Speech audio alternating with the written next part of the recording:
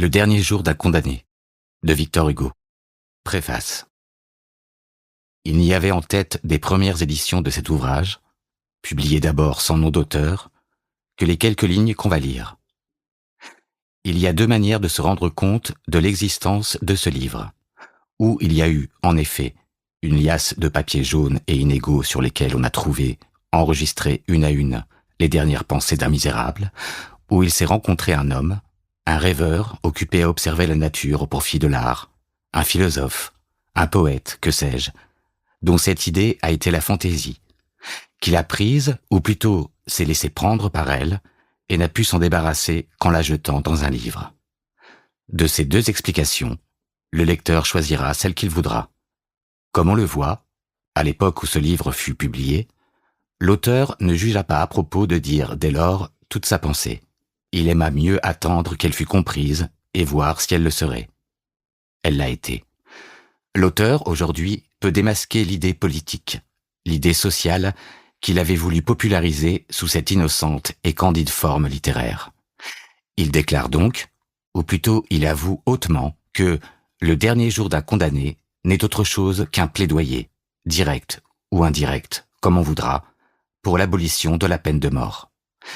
Ce qu'il a eu dessein de faire, ce qu'il voudrait que la postérité vît dans son œuvre, si jamais elle s'occupe de si peu, ce n'est pas la défense spéciale et toujours facile et toujours transitoire de tel ou tel criminel choisi, de tel ou tel accusé d'élection, c'est la plaidoirie générale et permanente pour tous les accusés présents et à venir. C'est le grand point de droit de l'humanité allégué et plaidé à toute voix devant la société qui est la grande cour de cassation. C'est cette suprême fin de non-recevoir, aborrecere a sanguine, construite à tout jamais en avant de tous les procès criminels. C'est la sombre et fatale question qui palpite obscurément au fond de toutes les causes capitales, sous les triples épaisseurs de pathos dont l'enveloppe la rhétorique sanglante des gens du roi. C'est la question de vie et de mort, dis-je, déshabillée, dénudée, dépouillée des entortillages sonores du parquet, brutalement mise au jour, et posée où il faut qu'on la voie, où il faut qu'elle soit, où elle est réellement, dans son vrai milieu, dans son milieu horrible, non au tribunal, mais à l'échafaud, non chez le juge, mais chez le bourreau. Voilà ce qu'il a voulu faire. Si l'avenir lui décernait un jour la gloire de l'avoir fait, ce qu'il n'ose espérer, il ne voudrait pas d'autre couronne. Il le déclare donc, et il le répète, il occupe, au nom de tous les accusés possibles, innocents ou coupables, devant toutes les cours, tous les prétoires, tous les jurys, toutes les justices. Ce livre est adressé à quiconque juge, et pour que le plaidoyer soit aussi vaste que la cause, il a dû, et c'est pour cela que le dernier jour d'un condamné est ainsi fait, élaguer de toutes parts dans son sujet le contingent, l'accident, le particulier, le spécial, le relatif, le modifiable, l'épisode, l'anecdote, l'événement, le nom propre, et se borner, si c'est là se borner, à plaider la cause d'un condamné quelconque, exécuté un jour quelconque, pour un crime quelconque. Heureux si, sans autre outil que sa pensée, il a fouillé assez avant pour faire saigner un cœur sous l'es triplex du magistrat. Heureux s'il a rendu pitoyable ceux qui se croient justes. Heureux si, à force de creuser dans le juge, il a réussi quelquefois à y retrouver un homme. Il y a 3 ans, quand ce livre parut, quelques personnes imaginèrent que cela valait la peine d'en contester l'idée à l'auteur. Les uns supposèrent un livre anglais, les autres un livre américain. Singulière manie de chercher à 1000 lieues les origines des choses et de faire couler des sources du Nil le ruisseau qui lave votre rue. Hélas, il n'y a en ceci ni livre anglais, ni livre américain, ni livre chinois. L'auteur a pris l'idée du dernier jour d'un condamné, non dans un livre, il n'a pas l'habitude d'aller chercher ses idées si loin, mais là où vous pouviez tous la prendre, où vous l'aviez prise peut-être, car qui n'a fait ou rêvé dans son esprit le dernier jour d'un condamné, tout bonnement, sur la place publique, sur la place de Grève. C'est là qu'un jour en passant, il a ramassé cette idée fatale, gisante dans une mare de sang sous les rouges moignons de la guillotine. Depuis, chaque fois qu'au gré des funèbres jeudis de la Cour de cassation, il arrivait un de ces jours où le cri d'un arrêt de mort se fait dans Paris, chaque fois que l'auteur entendait passer sous ses fenêtres ces hurlements enroués qui ameutent des spectateurs pour la grève, chaque fois la douloureuse idée lui revenait, s'emparait de lui emplissait la tête de gendarmes, de bourreaux et de foules, lui expliquait heure par heure les dernières souffrances du misérable agonisant. En ce moment, on le confesse, en ce moment, on lui coupe les cheveux, en ce moment, on lui lie les mains. Le sommet, lui, pauvre poète, de dire tout cela à la société, qui fait ses affaires, pendant que cette chose monstrueuse s'accomplit. Le presser, le pousser, le secouer, lui arracher ses vers de l'esprit, s'il était en train d'en faire, et les tuer à peine ébauchés, barrer tous ses travaux, se mettait en travers de tout, l'investissait, l'obsédait, l'assiégeait. C'était un supplice qui commençait avec le jour et qui durait comme celui du misérable qu'on torturait au même moment jusqu'à 4 heures. Alors seulement, une fois le ponens caput expiravit crié par la voix sinistre de l'horloge, l'auteur respirait et retrouvait quelque liberté d'esprit. Un jour enfin, c'était, à ce qu'il croit, le lendemain de l'exécution d'Ulbach, il se mit à écrire ce livre. Depuis lors, il a été soulagé. Quand un de ces crimes publics, qu'on nomme exécution judiciaire, a été commis, sa conscience lui a dit qu'il n'en était plus solidaire. Et il n'a plus senti à son front cette goutte de sang qui rejaillit de la grève sur la tête de tous les membres de la communauté sociale. Toutefois, cela ne suffit pas.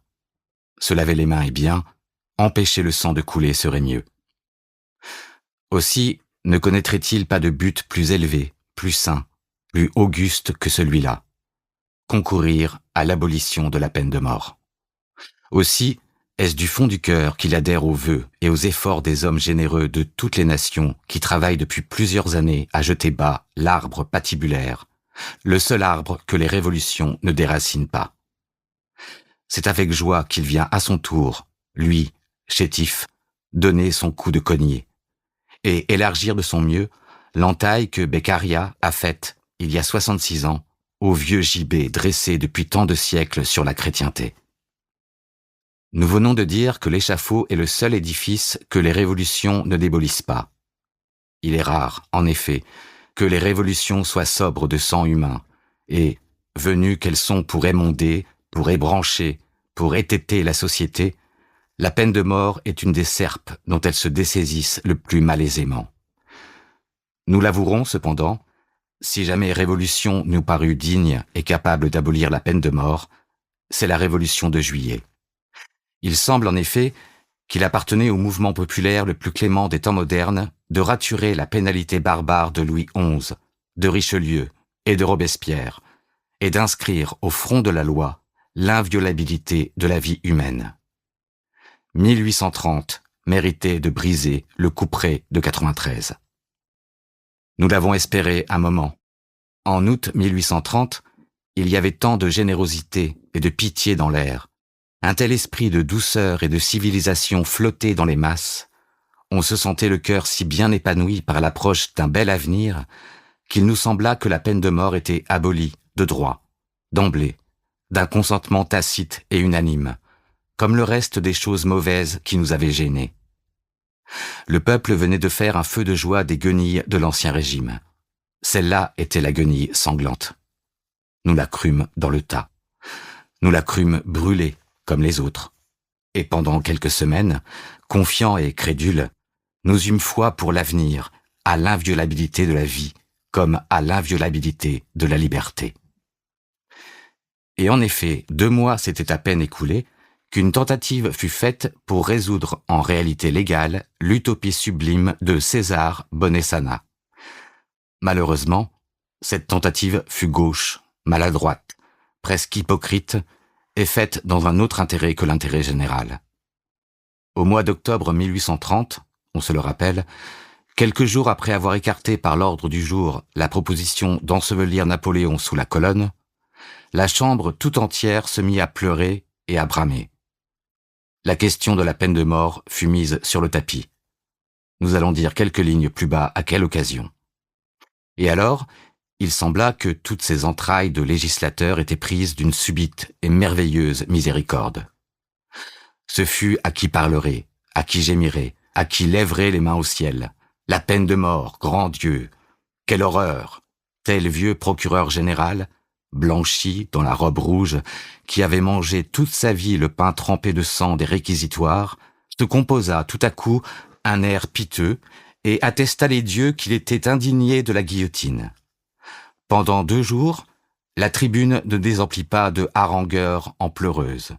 Ce fut une lamentation, une myriologie, un concert de psaumes lugubres, un super flumina babylonis, un stabat mater dolorosa, une grande symphonie en ut, avec chœur, exécutée par tout cet orchestre d'orateurs qui garnit les premiers bancs de la chambre et rend de si beaux sons dans les grands jours. Tel vint avec sa basse, tel avec son fausset. Rien n'y manqua. La chose fut on ne peut plus pathétique et pitoyable. La séance de nuit surtout fut tendre, paterne et déchirante comme un 5e acte de la chaussée. Le bon public, qui n'y comprenait rien, avait les larmes aux yeux. De quoi s'agissait-il donc? D'abolir la peine de mort? Oui et non. Voici le fait. 4 hommes du monde, 4 hommes comme il faut, de ces hommes qu'on a pu rencontrer dans un salon et avec qui peut-être on a échangé quelques paroles polies, 4 de ces hommes, dis-je, avaient tenté, dans les hautes régions politiques, un de ces coups hardis que Bacon appelle crime et que Machiavel appelle entreprise. Or, crime ou entreprise, la loi, brutale pour tous, punit cela de mort. Et les 4 malheureux étaient là, prisonniers, captifs de la loi, gardés par 300 cocardes tricolores sous les belles ogives de Vincennes. Que faire et comment faire? Vous comprenez qu'il est impossible d'envoyer à la grève, dans une charrette, ignoblement liée avec de grosses cordes, dos à dos avec ce fonctionnaire qu'il ne faut pas seulement nommer, 4 hommes comme vous et moi. 4 hommes du monde. Encore s'il y avait une guillotine en acajou. Eh, il n'y a qu'à abolir la peine de mort. Et là-dessus, la chambre se met en besogne. Remarquez, messieurs, qu'hier encore vous traitiez cette abolition d'utopie, de théorie, de rêve, de folie, de poésie. Remarquez que ce n'est pas la première fois qu'on cherche à appeler votre attention sur la charrette, sur les grosses cordes et sur l'horrible machine écarlate, et qu'il est étrange que ce hideux attirail vous saute ainsi aux yeux tout à coup. Bah, c'est bien de cela qu'il s'agit. Ce n'est pas à cause de vous, peuple, que nous abolissons la peine de mort, mais à cause de nous, députés, qui pouvons être ministres. Nous ne voulons pas que la mécanique de guillotin morde les hautes classes. Nous la brisons. Tant mieux si cela arrange tout le monde, mais nous n'avons songé qu'à nous. Ucalégon brûle, éteignons le feu. Vite, supprimons le bourreau, biffons le code. Et c'est ainsi qu'un alliage d'égoïsme altère et dénature les plus belles combinaisons sociales. C'est la veine noire dans le marbre blanc. Elle circule partout et apparaît à tout moment à l'improviste sous le ciseau. Votre statut est à refaire. Certes, il n'est pas besoin que nous le déclarions ici. Nous ne sommes pas de ceux qui réclamaient les têtes des 4 ministres. Une fois ces infortunés arrêtés, la colère indignée que nous avait inspiré leur attentat s'est changée, chez nous comme chez tout le monde, en une profonde pitié. Nous avons songé aux préjugés d'éducation de quelques-uns d'entre eux, au cerveau peu développé de leur chef, relapse fanatique et obstiné des conspirations de 1804, blanchis avant l'âge sous l'ombre humide des prisons d'État, aux nécessités fatales de leur position commune, à l'impossibilité d'enrayer sur cette pente rapide où la monarchie s'était lancée elle-même à toute bride le 8 août 1829, à l'influence trop peu calculée par nous, jusqu'alors, de la personne royale. Surtout, à la dignité que l'un d'entre eux répandait comme un manteau de pourpre sur leur malheur. Nous sommes de ceux qui leur souhaitaient bien sincèrement la vie sauve, et qui étaient prêts à se dévouer pour cela. Si jamais, par impossible, leur échafaud eût été dressé un jour en grève, nous ne doutons pas, et si c'est une illusion, nous voulons la conserver, nous ne doutons pas qu'il n'y eût eu une émeute pour le renverser. Et celui qui écrit ces lignes eût été de cette sainte émeute. Car, il faut bien le dire aussi, dans les crises sociales, de tous les échafauds, l'échafaud politique est le plus abominable, le plus funeste, le plus vénéneux, le plus nécessaire à extirper. Cette espèce de guillotine-là prend racine dans le pavé, et en peu de temps repousse de boutures sur tous les points du sol. En temps de révolution, prenez garde à la première tête qui tombe. Elle met le peuple en appétit. Nous étions donc personnellement d'accord avec ceux qui voulaient épargner les 4 ministres, et d'accord de toute manière, par les raisons sentimentales comme par les raisons politiques. Seulement, nous eussions mieux aimé que la Chambre choisît une autre occasion pour proposer l'abolition de la peine de mort. Si on l'avait proposée, cette souhaitable abolition, non à propos de 4 ministres tombés des Tuileries à Vincennes, mais à propos du premier voleur de grand chemin venu, à propos d'un de ces misérables que vous regardez à peine quand ils passent près de vous dans la rue, auxquels vous ne parlez pas, dont vous évitez instinctivement le coudoiement poudreux, malheureux, dont l'enfance déguenillée a couru pieds nus dans la boue des carrefours, grelottant l'hiver au rebord des quais, se chauffant au soupirail des cuisines de monsieur Véfour, chez qui vous dînez, déterrant çà et là une croûte de pain dans un tas d'ordures et l'essuyant avant de la manger, grattant tout le jour le ruisseau avec un clou pour y trouver 1 liard, n'ayant d'autre amusement que le spectacle gratis de la fête du roi et les exécutions en grève, cet autre spectacle gratis, pauvre diable que la faim pousse au vol et le vol au reste, enfant déshérité d'une société marâtre, que la maison de force prend à 12 ans, le bagne à 18, l'échafaud à 40. Infortuné qu'avec une école et un atelier vous auriez pu rendre bon, moraux, utiles, et dont vous ne savez que faire, les versant, comme un fardeau inutile, tantôt dans la rouge fourmilière de Toulon, tantôt dans le muet enclos de Clamart, leur retranchant la vie après leur avoir volé la liberté. Si c'eût été à propos d'un de ces hommes que vous eussiez proposé d'abolir la peine de mort, oh, alors, votre séance eût été vraiment digne, grande, sainte, majestueuse, vénérable. Depuis les augustes pères de Trente, invitant les hérétiques au concile au nom des entrailles de Dieu, Père Viscera Dei, parce qu'on espère leur conversion, Quoniam sancta synodus sperat hereticorum conversionem, jamais assemblée d'hommes n'aurait présenté au monde spectacle plus sublime, plus illustre et plus miséricordieux. Il a toujours appartenu à ceux qui sont vraiment forts et vraiment grands d'avoir souci du faible et du petit. Un conseil de Brahman serait beau, prenant en main la cause du paria. Et ici, la cause du paria, c'était la cause du peuple. En abolissant la peine de mort, à cause de lui, et sans attendre que vous fussiez intéressé dans la question, vous faisiez plus qu'une œuvre politique. Vous faisiez une œuvre sociale. Tandis que vous n'avez pas même fait une œuvre politique en essayant de l'abolir, non pour l'abolir, mais pour sauver 4 malheureux ministres pris la main dans le sac des coups d'État. Qu'est-il arrivé? C'est que, comme vous n'étiez pas sincère, on a été défiant. Quand le peuple a vu qu'on voulait lui donner le change, il s'est fâché contre toute la question en masse et, chose remarquable, il a pris fait et cause pour cette peine de mort dont il supporte pourtant tout le poids. C'est votre maladresse qui l'a amené là. En abordant la question de biais et sans franchise, vous l'avez compromise pour longtemps. Vous jouiez une comédie, on l'a sifflé. Cette farce, pourtant, quelques esprits avaient eu la bonté de la prendre au sérieux. Immédiatement après la fameuse séance, ordre avait été donné aux procureurs généraux, par un garde des Sceaux honnête homme, de suspendre indéfiniment toute exécution capitale. C'était, en apparence, un grand pas. Les adversaires de la peine de mort respirèrent. Mais leur illusion fut de courte durée. Le procès des ministres fut mené à fin. Je ne sais quel arrêt fut rendu. Les 4 vies furent épargnées. âme fut choisie comme juste milieu entre la mort et la liberté. Ces divers arrangements, une fois faits, toute peur s'évanouit dans l'esprit des hommes d'État dirigeants. Et, avec la peur, l'humanité s'en alla. Il ne fut plus question d'abolir le supplice capital, et une fois qu'on n'eut plus besoin d'elle, l'utopie redevint utopie, la théorie théorie, la poésie poésie. Il y avait pourtant toujours dans les prisons quelques malheureux condamnés vulgaires qui se promenaient dans les préaux depuis 5 ou 6 mois, respirant l'air, tranquilles désormais, sûrs de vivre, prenant leur sursis pour leur grâce. Mais, attendez.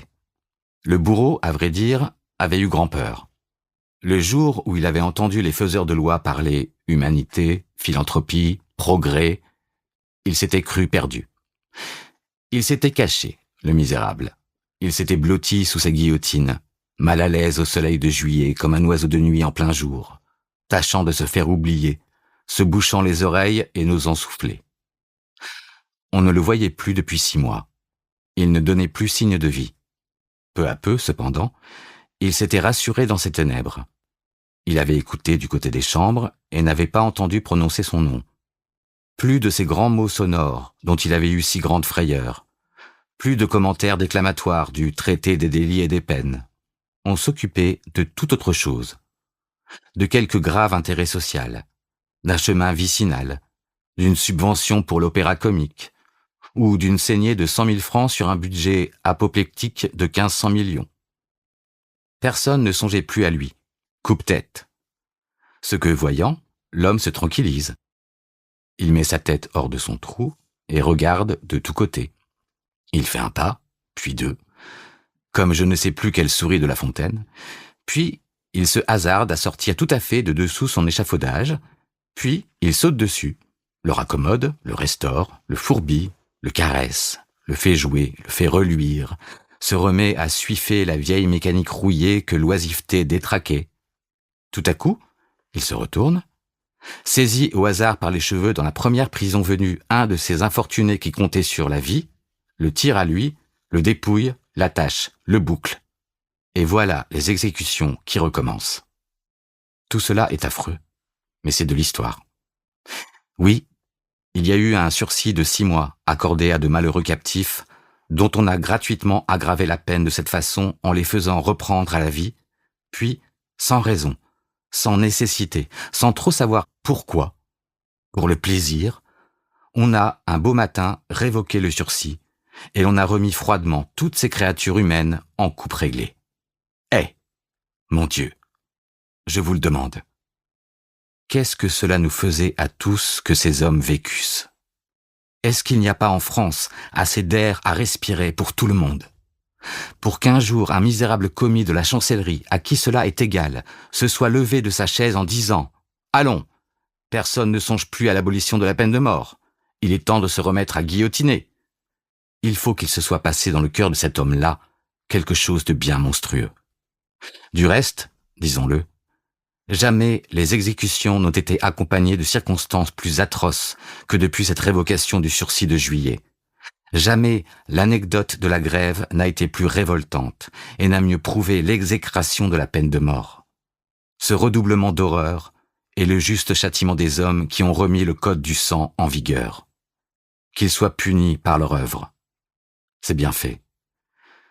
Il faut citer ici 2 ou 3 exemples de ce que certaines exécutions ont eu d'épouvantable et d'impie. Il faut donner mal au nerf aux femmes des procureurs du roi. Une femme, c'est quelquefois une conscience. Dans le Midi, vers la fin du mois de septembre dernier, nous n'avons pas bien présent à l'esprit le lieu, le jour ni le nom du condamné, mais nous les retrouverons, si l'on conteste le fait, et nous croyons que c'est à Pamiers. Vers la fin de septembre, donc, on vient trouver un homme dans sa prison, où il jouait tranquillement aux cartes. On lui signifie qu'il faut mourir dans 2 heures, ce qui le fait trembler de tous ses membres, car, depuis 6 mois qu'on l'oubliait, il ne comptait plus sur la mort. On le rase, on le tond, on le garrotte, on le confesse. Puis on le brouette entre 4 gendarmes et à travers la foule au lieu de l'exécution. Jusqu'ici rien que de simple. C'est comme cela que cela se fait. Arrivé à l'échafaud, Le bourreau le prend au prêtre, l'emporte, le ficelle sur la bascule, l'enfourne, je me sers ici du mot d'argot, puis il lâche le couperet. Le lourd triangle de fer se détache avec peine, tombe en cahotant dans ses rainures, et voici l'horrible qui commence. Entaille l'homme sans le tuer. L'homme pousse un cri affreux. Le bourreau, déconcerté, relève le couperet et le laisse retomber. Le couperet mord le cou du patient une seconde fois, mais ne le tranche pas. Le patient hurle, la foule aussi. Le bourreau rehisse encore le couperet, espérant mieux du troisième coup. Point. Le troisième coup fait jaillir un troisième ruisseau de sang de la nuque du condamné, mais ne fait pas tomber la tête. Abrégeons. Le couteau remonta et retomba 5 fois. 5 fois, il entama le condamné. 5 fois, le condamné hurla sous le coup et secoua sa tête vivante en criant grâce.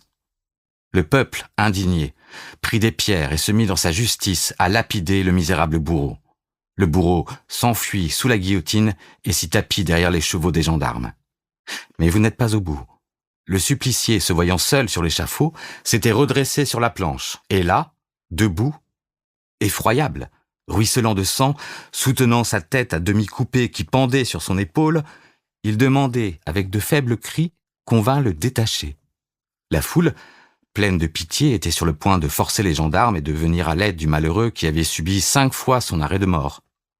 C'est en ce moment-là qu'un valet du bourreau, jeune homme de 20 ans, monte sur l'échafaud, dit au patient de se tourner pour qu'il le délie et, profitant de la posture du mourant qui se livrait à lui sans défiance, saute sur son dos et se met à lui couper péniblement ce qui lui restait de cou avec je ne sais quel couteau de boucher. Cela s'est fait. Cela s'est vu. Oui. Au terme de la loi, un juge a dû assister à cette exécution. D'un signe, il pouvait tout arrêter. Que faisait-il donc au fond de sa voiture, cet homme, pendant qu'on massacrait un homme? Que faisait ce punisseur d'assassins, pendant qu'on assassinait, en plein jour, sous ses yeux, sous le souffle de ses chevaux, sous la vitre de sa portière? Et le juge n'a pas été mis en jugement? Et le bourreau n'a pas été mis en jugement? Et aucun tribunal ne s'est enquis de cette monstrueuse extermination de toutes les lois sur la personne sacrée d'une créature de Dieu? Au XVIIe siècle, à l'époque de barbarie du code criminel, sous Richelieu, sous Christophe Fouquet, quand M. de Chalais fut mis à mort devant le bouffet de Nantes par un soldat maladroit qui, au lieu d'un coup d'épée, lui donna 34 coups d'une doloire de tonnelier. Du moins, cela parut-il irrégulier au Parlement de Paris. Il y eut enquête et procès. Et si Richelieu ne fut pas puni, si Christophe Fouquet ne fut pas puni, le soldat le fut. Injustice, sans doute, mais au fond de laquelle il y avait de la justice. Ici, rien. La chose a eu lieu après juillet, dans un temps de douces mœurs et de progrès, 1 an après la célèbre lamentation de la Chambre sur la peine de mort. Eh bien, le fait a passé absolument inaperçu. Les journaux de Paris l'ont publié comme une anecdote. Personne n'a été inquiété. On a su seulement que la guillotine avait été disloquée exprès par quelqu'un qui voulait nuire à l'exécuteur des hautes œuvres. C'était un valet du bourreau, chassé par son maître, qui, pour se venger, lui avait fait cette malice. Ce n'était qu'une expièglerie. Continuons. À Dijon, il y a 3 mois, on a mené au supplice une femme. Une femme. Cette fois encore, le couteau du docteur Guillotin a mal fait son service. La tête n'a pas été tout à fait coupée. Alors, les valets de l'exécuteur se sont attelés aux pieds de la femme, et à travers les hurlements de la malheureuse et à force de tiraillements et de soubresauts, ils lui ont séparé la tête du corps par arrachement. À Paris, nous revenons au temps des exécutions secrètes. Comme on n'ose plus décapiter en grève depuis juillet, comme on a peur, comme on est lâche, voici ce qu'on fait.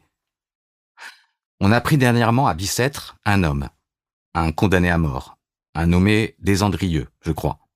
On l'a mis dans une espèce de panier, traîné sur 2 roues, clos de toutes parts, cadenassé et verrouillé. Puis, un gendarme en tête, un gendarme en queue, à petit bruit et sans foule, on a été déposer le paquet à la barrière déserte de Saint-Jacques. Arrivé là, il était 8 heures du matin, à peine jour, il y avait une guillotine toute fraîche dressée, et pour public, quelques douzaines de petits garçons groupés sur les tas de pierres voisins, autour de la machine inattendue. Vite, on a tiré l'homme du panier, et, sans lui donner le temps de respirer, furtivement, sournoisement, honteusement, on lui a escamoté sa tête. Cela s'appelle un acte public et solennel de haute justice. Infâme dérision. Comment donc les gens du roi comprennent-ils le mot civilisation? Où en sommes-nous? La justice ravalée aux stratagèmes et aux supercheries? La loi aux expédients? Monstrueux. C'est donc une chose bien redoutable qu'un condamné à mort pour que la société le prenne en traître de cette façon. Soyons justes pourtant. L'exécution n'a pas été tout à fait secrète. Le matin, on a crié et vendu comme de coutume l'arrêt de mort dans les carrefours de Paris. Il paraît qu'il y a des gens qui vivent de cette vente. Vous entendez? Du crime d'un infortuné, de son châtiment, de ses tortures, de son agonie, on fait une denrée, un papier qu'on vend 1 sou. Concevez-vous rien de plus hideux que ce sou, vert de grisé dans le sang? Qui est-ce donc qui le ramasse? Voilà assez de faits. En voilà trop. Est-ce que tout cela n'est pas horrible? Qu'avez-vous à alléguer pour la peine de mort? Nous faisons cette question sérieusement.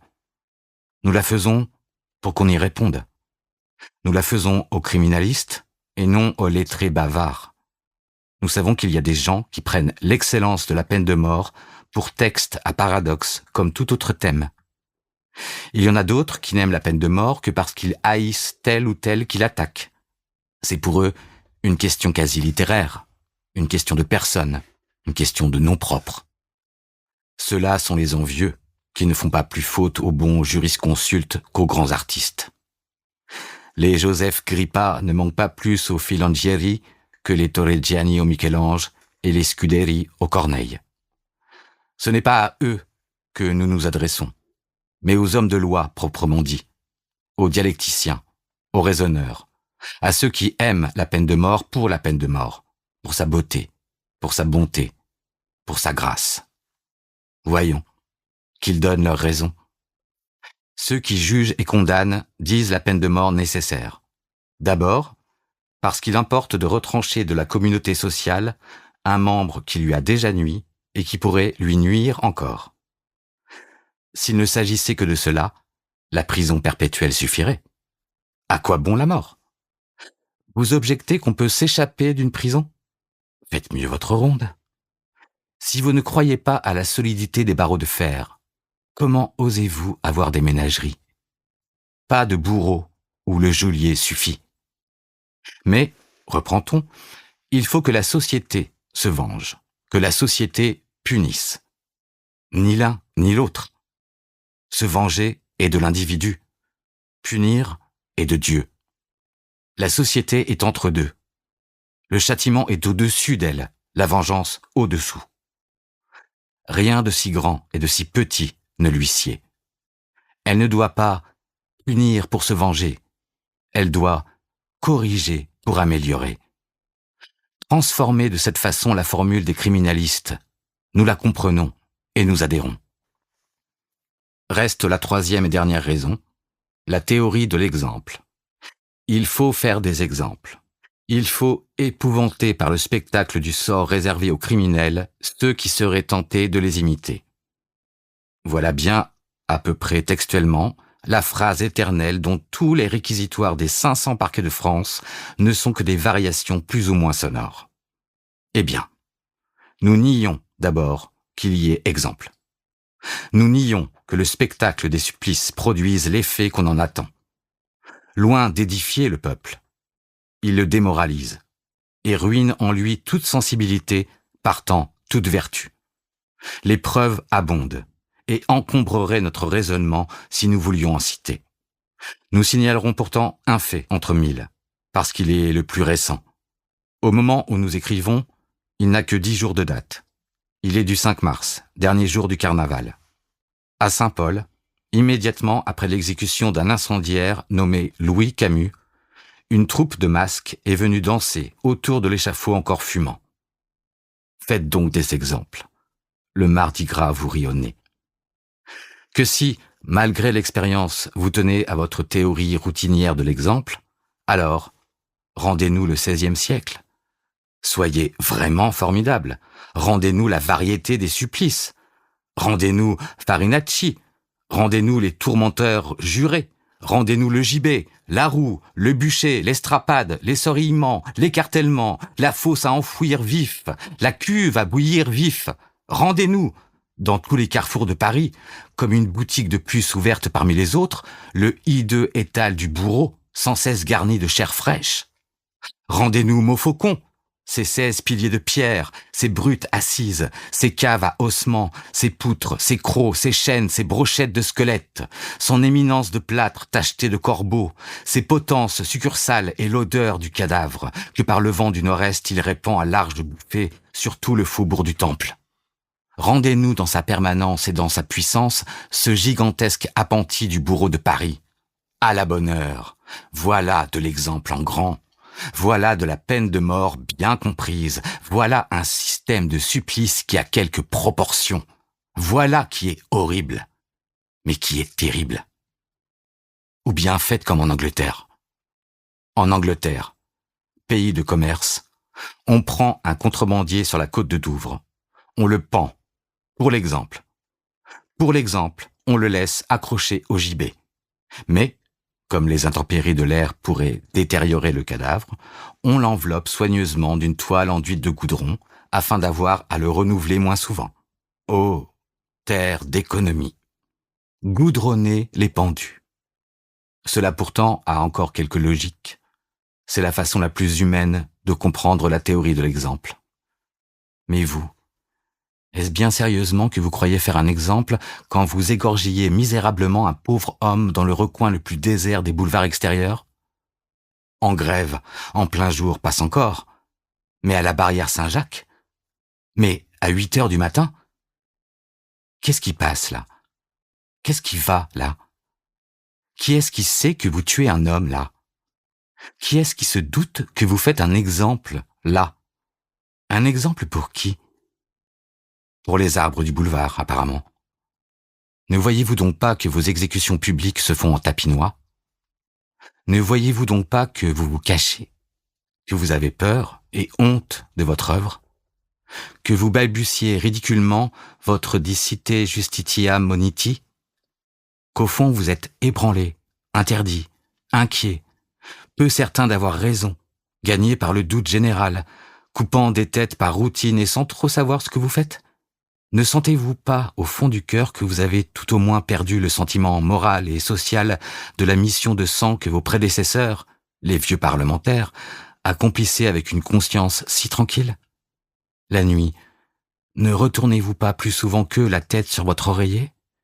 D'autres avant vous ont ordonné des exécutions capitales, mais ils s'estimaient dans le droit, dans le juste, dans le bien.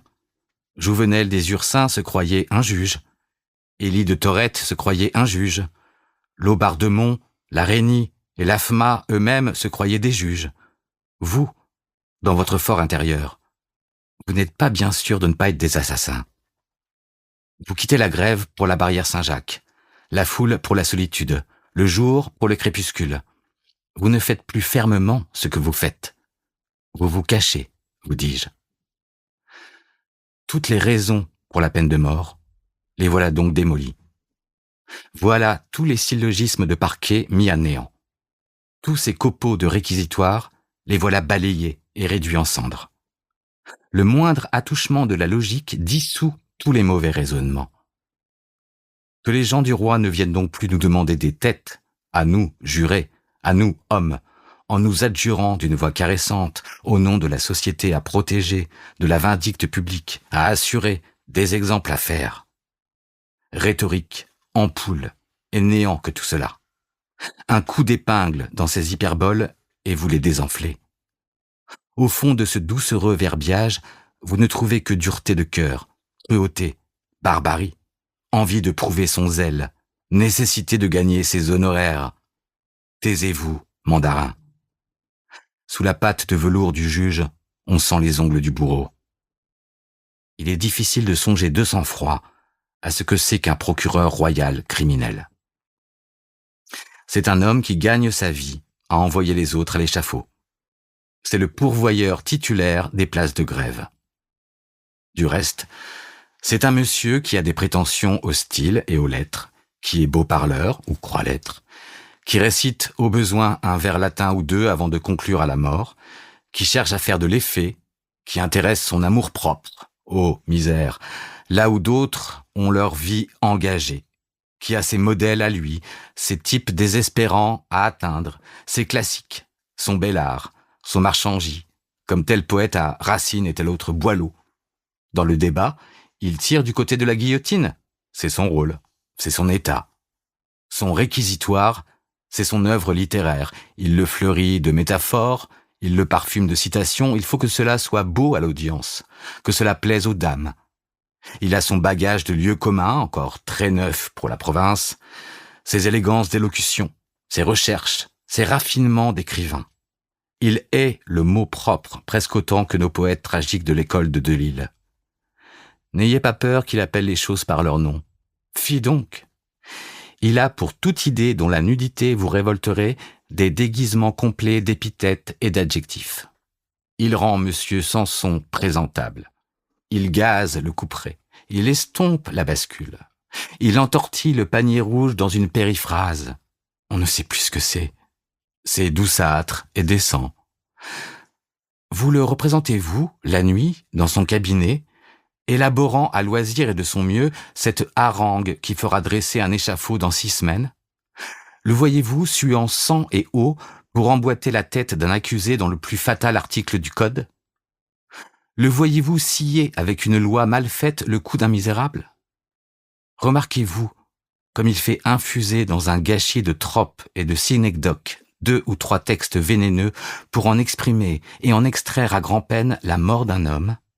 N'est-il pas vrai que, tandis qu'il écrit, sous sa table, dans l'ombre, il a probablement le bourreau accroupi à ses pieds, et qu'il arrête de temps en temps sa plume pour lui dire, comme le maître à son chien, « Paix là, tu vas avoir ton os ».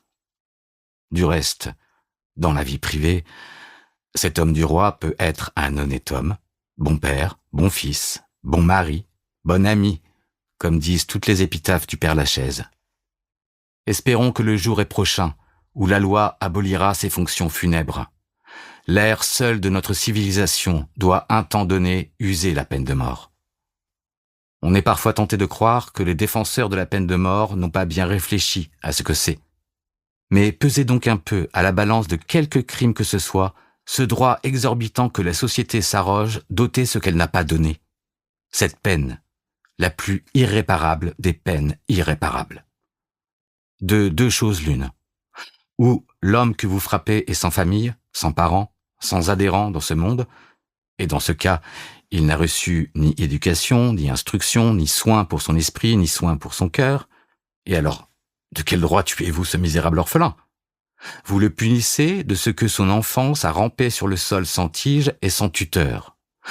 Vous lui imputez à forfait l'isolement où vous l'avez laissé. De son malheur, vous faites son crime. Personne ne lui a appris à savoir ce qu'il faisait. Cet homme ignore. Sa faute est à sa destinée, non à lui. Frapper un innocent. Ou cet homme a une famille. Et alors, croyez-vous que le coup dont vous l'égorgez ne blesse que lui seul? Que son père, que sa mère, que ses enfants n'enseigneront pas? Non. En le tuant, vous décapitez toute sa famille. Et ici encore, vous frappez des innocents. Gauche et aveugle pénalité qui, de quelque côté qu'elle se tourne, frappe l'innocent. Cet homme, ce coupable qui a une famille, séquestrez-le. Dans sa prison, il pourra travailler encore pour les siens. Mais comment les fera-t-il vivre du fond de son tombeau? Et songez-vous, sans frissonner, à ce que deviendront ces petits garçons, ces petites filles auxquelles vous ôtez leur père, c'est-à-dire leur pain. Est-ce que vous comptez sur cette famille pour approvisionner dans 15 ans, eux, le bagne, elle, le musico? Oh, les pauvres innocents. Aux colonies, quand un arrêt de mort tue un esclave, il y a 1000 francs d'indemnité pour le propriétaire de l'homme. Quoi? Vous dédommagez le maître et vous n'indemnisez pas la famille? Ici aussi, ne prenez-vous pas un homme à ceux qui le possèdent? N'est-il pas à un titre bien autrement sacré que l'esclave vis-à-vis du maître, la propriété de son père, le bien de sa femme, la chose de ses enfants? Nous avons déjà convaincu votre loi d'assassinat. La voici convaincue de vol. Autre chose encore. L'âme de cet homme. Y songez-vous. Savez-vous dans quel état elle se trouve? Osez-vous bien l'expédier si lestement? Autrefois, du moins, quelques fois circulé dans le peuple. Au moment suprême, le souffle religieux qui était dans l'air pouvait amollir le plus endurci. Un patient était en même temps un pénitent. La religion lui ouvrait un monde au moment où la société lui enfermait un autre. Toute âme avait conscience de Dieu. L'échafaud n'était qu'une frontière du ciel. Mais quelle espérance mettez-vous sur l'échafaud maintenant que la grosse foule ne croit plus? Maintenant que toutes les religions sont attaquées du dry rot, comme ces vieux vaisseaux qui pourrissent dans nos ports et qui jadis peut-être ont découvert des mondes. Maintenant que les petits-enfants se moquent de Dieu, de quel droit lancez-vous dans quelque chose dont vous doutez vous-même les âmes obscures de vos condamnés? Ces âmes telles que Voltaire et M. Pigault-Lebrun les ont faites. Vous les livrez à votre aumônier de prison. Excellent vieillard sans doute, mais croit-il et fait-il croire? Ne grossoit-il pas comme une corvée son œuvre sublime? Est-ce que vous le prenez pour un prêtre, ce bonhomme qui coudoie le bourreau dans la charrette? Un écrivain plein d'âme et de talent l'a dit avant nous, c'est une horrible chose de conserver le bourreau après avoir ôté le confesseur. Ce ne sont là, sans doute, que des raisons sentimentales, comme disent quelques dédaigneux qui ne prennent leur logique que dans leur tête. À nos yeux, ce sont les meilleurs. Nous préférons souvent les raisons du sentiment aux raisons de la raison. D'ailleurs, les deux séries se tiennent toujours, ne l'oublions pas. Le traité des délits est greffé sur l'esprit des lois. Montesquieu a engendré Beccaria. La raison est pour nous, le sentiment est pour nous, l'expérience est aussi pour nous. Dans les États modèles, où la peine de mort est abolie, la masse des crimes capitaux suit d'année en année une baisse progressive. Pesez ceci. Nous ne demandons cependant pas pour le moment une brusque et complète abolition de la peine de mort, comme celle où s'était si étourdiment engagée la Chambre des députés. Nous désirons, au contraire, tous les essais, toutes les précautions, tous les tâtonnements de la prudence. D'ailleurs, nous ne voulons pas seulement l'abolition de la peine de mort, nous voulons un remaniement complet de la pénalité sous toutes ses formes, du haut en bas, depuis le verrou jusqu'au couperet. Et le temps est un des ingrédients qui doivent entrer dans une pareille œuvre pour qu'elle soit bien faite. Nous comptons développer ailleurs, sur cette matière, le système d'idées que nous croyons applicable. Mais, indépendamment des abolitions partielles pour le cas de fausses monnaies, d'incendies, de vols qualifiés, etc., nous demandons que dès à présent, dans toutes les affaires capitales, le président soit tenu de poser au jury cette question. L'accusé a-t-il agi par passion ou par intérêt? Et que, dans le cas où le jury répondrait « l'accusé a agi par passion », il n'y ait pas condamnation à mort. Ceci nous épargnerait du moins quelques exécutions révoltantes. Ulbach et de Backer seraient sauvés. On ne guillotinerait plus Othello. Au reste, qu'on ne s'y trompe pas, cette question de la peine de mort mûrit tous les jours. Avant peu, la société entière la résoudra comme nous. Que les criminalistes les plus entêtés y fassent attention. Depuis un siècle, la peine de mort va s'amoindrissant. Elle se fait presque douce, signe de décrépitude, signe de faiblesse, signe de mort prochaine. La torture a disparu, la roue a disparu, la potence a disparu. Chose étrange. La guillotine elle-même est un progrès. Monsieur Guillotin était un philanthrope. Oui. L'horrible Thémis, dentu et vorace de Farinacci et du Vouglans, de Delancre et d'Isaac Loisel, de Dopède et de Machaut, dépérit. Elle maigrit. Elle se meurt. Voilà déjà la grève qui n'en veut plus. La grève se réhabilite. La vieille buveuse de sang s'est bien conduite en juillet. Elle veut mener désormais meilleure vie et rester digne de sa dernière belle action. Elle qui s'était prostituée depuis 3 siècles à tous les échafauds, la pudeur la prend. Elle a honte de son ancien métier. Elle veut perdre son vilain nom. Elle répudie le bourreau. Elle lave son pavé. À l'heure qu'il est, la peine de mort est déjà hors de Paris. Or, disons-le bien ici, sortir de Paris, c'est sortir de la civilisation.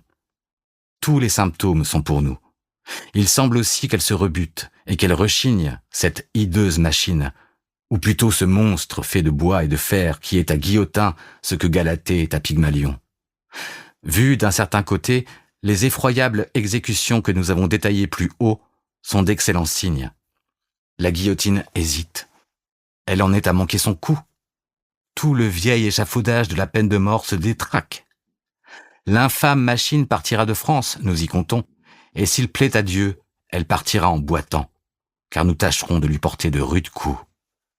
Qu'elle aille demander l'hospitalité ailleurs, à quelque peuple barbare, non à la Turquie qui se civilise, non aux sauvages qui ne voudraient pas d'elle, mais qu'elle descende quelques échelons encore de l'échelle de la civilisation, qu'elle aille en Espagne ou en Russie. L'édifice social du passé reposait sur 3 colonnes. Le prêtre, le roi, le bourreau. Il y a déjà longtemps qu'une voix a dit « Les dieux s'en vont ». Dernièrement, une autre voix s'est élevée et a crié « Les rois s'en vont ». Il est temps maintenant qu'une 3e voix s'élève et dise « Le bourreau s'en va ». Ainsi, l'ancienne société sera tombée pierre à pierre. Ainsi, la Providence aura complété l'écroulement du passé. À ceux qui ont regretté les dieux, on a pu dire « Dieu reste ». À ceux qui regrettent les rois, on peut dire « La patrie reste ». À ceux qui regretteraient le bourreau, on n'a rien à dire. Et l'ordre ne disparaîtra pas avec le bourreau, ne le croyez point. La voûte de la société future ne croulera pas pour n'avoir point cette clé hideuse. La civilisation n'est autre chose qu'une série de transformations successives. À quoi donc allez-vous assister? À la transformation de la pénalité. La douce loi du Christ pénétrera enfin le code et rayonnera à travers. On regardera le crime comme une maladie, et cette maladie aura ses médecins qui remplaceront vos juges, ses hôpitaux qui remplaceront vos bagnes. La liberté et la santé se ressembleront. On versera le baume et l'huile où l'on appliquait le fer et le feu. On traitera par la charité ce mal qu'on traitait par la colère. Ce sera simple et sublime. La croix substituée au gibet. Voilà tout. 15 mars 1832.